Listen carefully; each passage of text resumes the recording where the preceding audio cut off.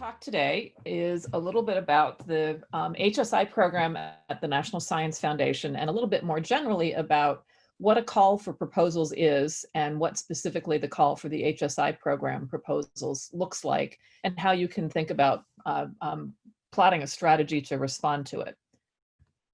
The first thing I wanted to do was introduce you to what exactly the National Science Foundation is, or NSF for short. We in the government love our acronyms, so there are going to be lots of acronyms in this presentation, and I apologize for that. I do believe that we'll be able to make the slides, or at least a video of this presentation, available for those who want to see the materials and can go through the acronyms at that point if you'd like. So to answer the question, who or what is the NSF, I'm actually going to play you a very short video. This was a video that was put together in honor of NSF's 70th anniversary, which happens to be this year. And I will join you on the other side. I think the video takes a couple minutes, but I'll be with you shortly. Government has a responsibility to see that our country maintains its position in the advance of science. As a step toward this end, the Congress should complete action on the measure to create a National Science Foundation. For 70 years, NSF investments in people and places have helped build the backbone of America's scientific enterprise. We focused on the large, big questions, big projects. It means taking risks, staying the course, because game-changing breakthroughs don't come quickly. We have seen what we thought was unseeable.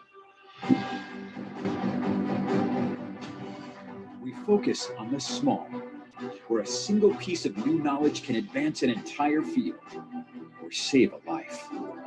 We are about exploring the world from the top, the bottom, and everywhere in between. We are about big ideas and bold vision. You see the results everywhere. Innovations, marvels, built on a foundation of research, we empower. We make the impossible possible. Who are we? We are pioneers, risk takers, visionaries, who stand with the bold at the frontier's edge. And together, we transform the future. We are the National Science Foundation, and this is where discoveries and discoverers begin. As I mentioned, this is NSF's 70th anniversary, so we've been in existence since 1950, and we are open for business. So even in this era of almost 100% telework, NSF is still open for business and is fully operational.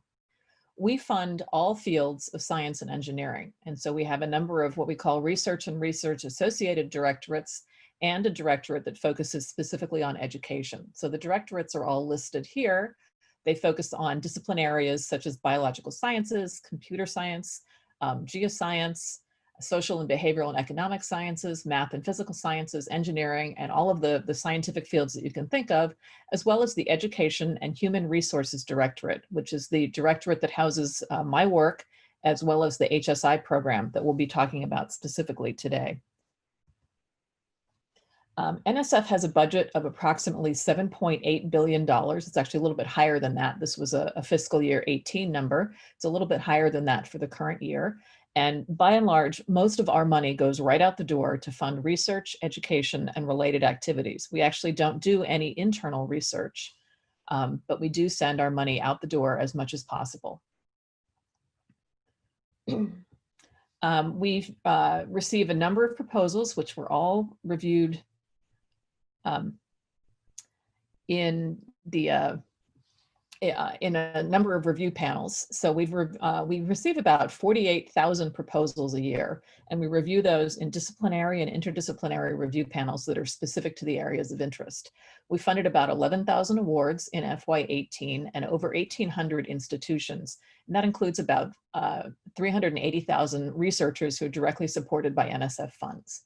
We fund all disciplines, as I mentioned, and we fund research into STEM education, specifically through my directorate, the Education and Human Resources Directorate. And so far, we've funded 236 Nobel Prize winners. And that includes individuals who have started with our Graduate Research Fellowship, up to those who are receiving work for their cutting edge research that they're carrying out at this present time.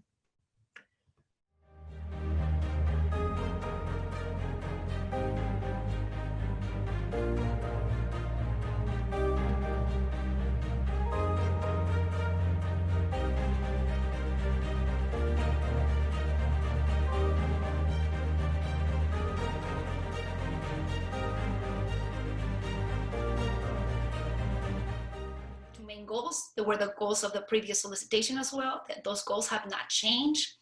And the goals are to enhance the quality of undergraduate STEM education and increase the recruitment, retention, and graduation rate of students pursuing associate or baccalaureate degrees in STEM fields at HSIs.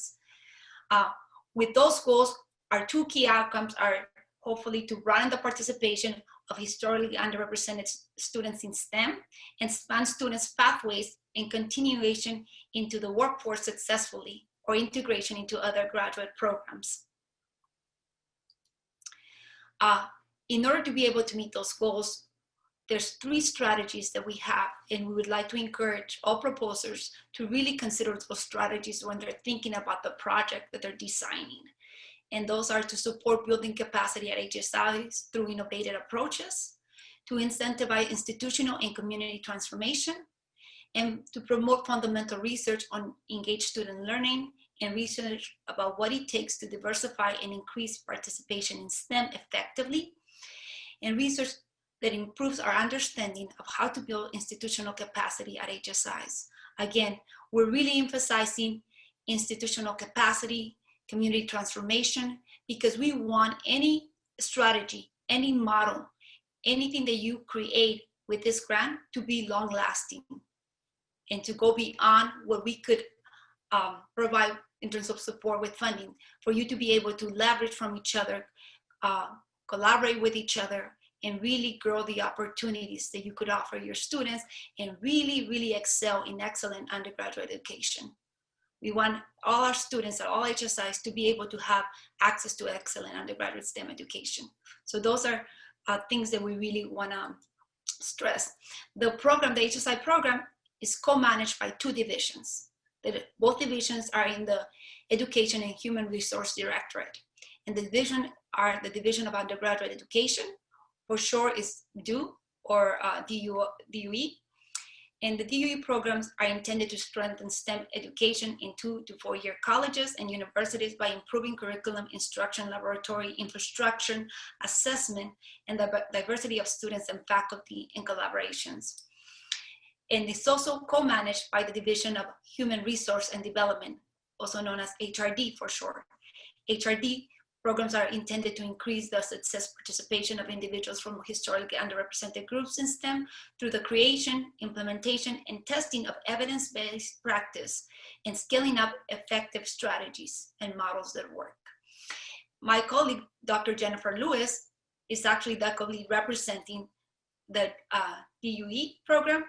I'm the co-lead representing HRD program. We both are in the separate divisions. Like I said, together the 2 divisions come to really build the foundation for the HSI program, the foundation to really enhance the quality of the graduate education.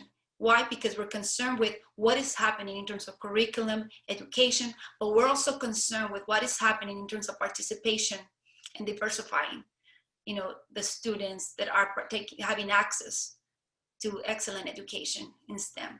So both of them really built this foundation. We are excited to say that we have 3 new tracks, and those 3 new tracks were really intentional. They were created with mechanisms to allow PIs to really have these targeted, tailored initiatives, practices, and policies, but as well as organizational changes. And let me introduce to you the 3 tracks that we have. We have track 1, which is the planning or pilot project track. And that's a 2-year-long projects. And the funding ranges from $200,000 to potentially $400,000 if you submit a collaborative proposal that involves 1 or more community colleges. And for track 1, which we also refer to it as the PPP, the deadline is January 13th of 2021. And then we're going to have a second competition again in August 25th of 2021. We also have the track 2, which is the implementation and evaluation project track, or the IEP track. And that is from 3 to 5 years long projects.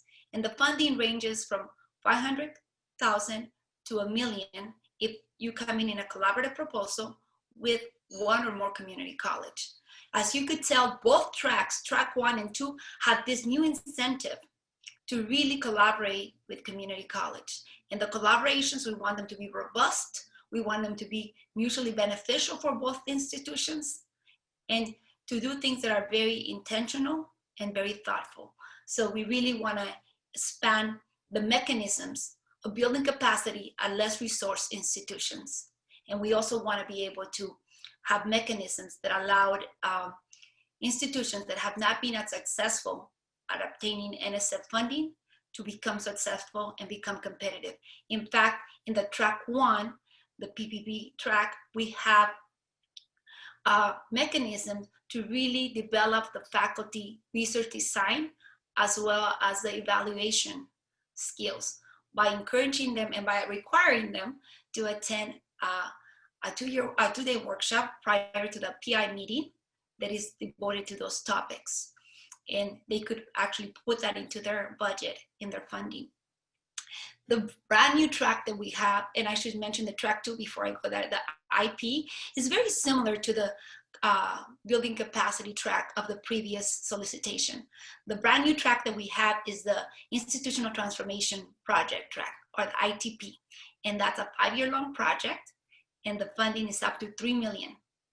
So that is where we really want the institution to really do a self-analysis of what is needed to really enhance undergraduate education, and to really look at where their strengths are, as well as what the things that the opportunities are, and to really do things that are systemic, really introduce systemic changes into not just the curriculum, but also the environment where the students are.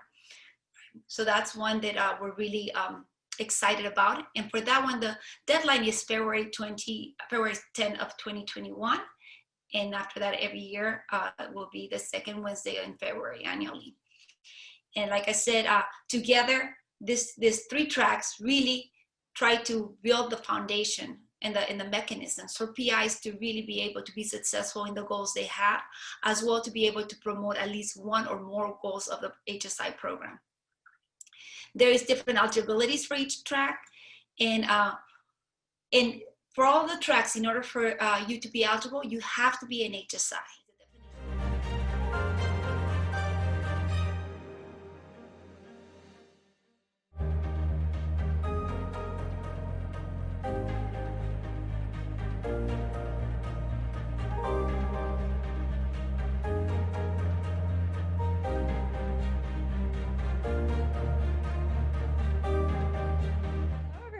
Today we're going to focus on some ways to find grant opportunities and then tailor what you're proposing to the things that agencies and funders are interested in supporting. So one of the great free tools to find opportunities is grants.gov. Grants.gov is the portal through which nearly all federal grant proposals are submitted, but it's also a free resource that provides information about grants and has a searchable tool, or has some searchable tools to help you find opportunities for federal grants. Now, these are only for, as the .gov says, these are only government grants, but that is thousands and thousands of opportunities across all federal agencies. So this is the grants.gov homepage, and it has some, across the top here are kind of the resources that you have. Things that you might want to take advantage of is the Grants Learning Center, which isn't actually about writing a proposal, but it provides some general terminology, ways to think about federal grants. If it's a completely new process for you, there's kind of like a glossary, or it tells you, sort of the life cycle and what people mean by pre-award and award and post-award and things like that. Eligibility terminology, just so that you kind of, if you're completely new to this space, so you can get comfortable with some of the terminology and some of the phrases that you'll see, and understand what is being referred to in different proposals or in different federal announcements, different grant opportunities. You'll probably only want to look at that once or twice and kind of navigate through it. The really helpful tools that grants.gov has is a search engine that is going to help you find opportunities. And then once you find the opportunity, then you can actually apply to it on the same web page or from the same web page. To start with, if you know a specific opportunity, there's a couple really general searches you can use. So if you're looking for an opportunity that someone has told you about, or that you have found in another search tool, or it was emailed to you, you can find it. You can go directly to it by searching directly for the opportunity number. If there is a particular agency that you want to search, you can search by the CFDA. This CFDA means Catalog of Federal Domestic Assistance, and that is a 5-digit number by which the federal government keeps track of federal funding. So every agency and many individual programs and agencies will have a CFDA number that is unique to those types of programs. So it's a way to really, if you already know a lot about what you're searching for, it's a way to directly go right to that opportunity. Most of us, though, when we're looking for grants, we have a general idea of what we want, but we're really more looking for a range of opportunities in a particular area. You can search by keyword. The problems I have with that is either returns thousands of opportunities that I can't take time to search through, or I don't get anything. So what's much more useful are these search filters down the left-hand side of the page. So you can search by forecasted opportunities, or you can search for forecasted opportunities. That means the agency isn't accepting applications yet, but it is planning on in the future. And then the posted are the things that are open right now. If for some reason you want to look for archive things, then you can look for those. But if you're looking for things you can apply for, right, you probably want to look for a combination of forecasted and posted. Then you can narrow it down by funding instruments. So it could be a contract or a grant or a cooperative agreement. Most likely, you want to look for grants. Cooperative agreements, or both, because those are the no strings attached money. That's the money that is given for research or programs that is designed to benefit the participants. Procurement contracts are things where the government is trying to buy some service, and it's a very restricted kind of instrument where you can only get the money to provide some specific service to the government.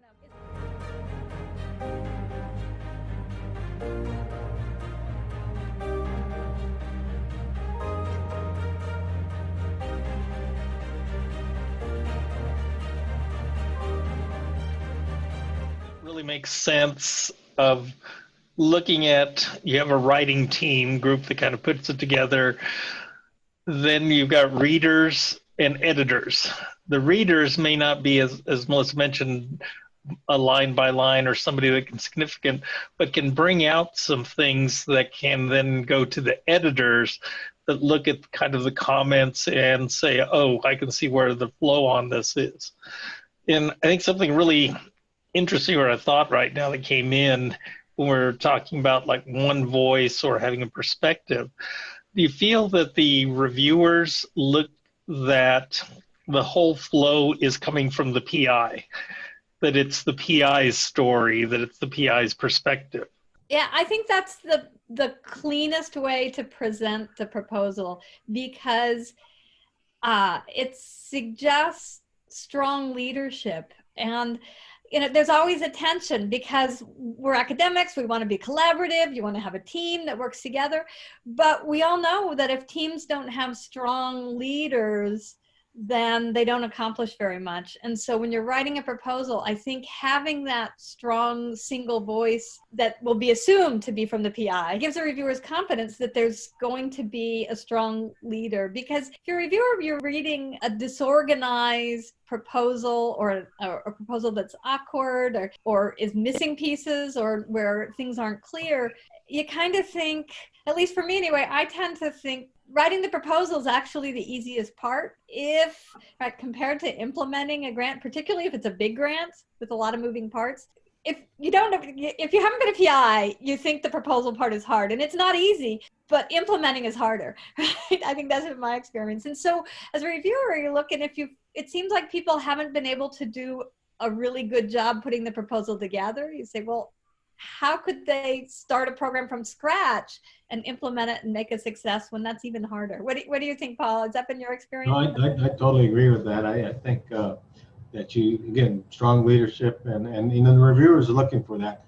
Most agencies, federal agencies, are looking at the PI has the credentials, the experience to and worth to oversee a project. The bigger the project, the more they expect in terms of leadership and PI's capabilities. Who will be the individuals working on certain portions of the proposal? Really focuses back to when we discussed that you have the research question or the objective, the activities, and the outcome, and how they align together. Looking at the activities, you have to have somebody who's going to manage each activity that's being proposed. And that's, I think, where the expertise can be subdivided. Yeah, and I think people shouldn't get to interpret too narrowly the NSF words about somebody with expertise in STEM ed, to think that only means somebody who has a publication record studying that, because every institution, right, will have even two-year institutions will probably have an education department where there are education faculty, though, people that are experts in pedagogy. And so there might be folks that could, again, they might not have the STEM expertise, but they have the education expertise. And then if somebody else, if the other faculty are strong on the STEM, then they can kind of be a jigsaw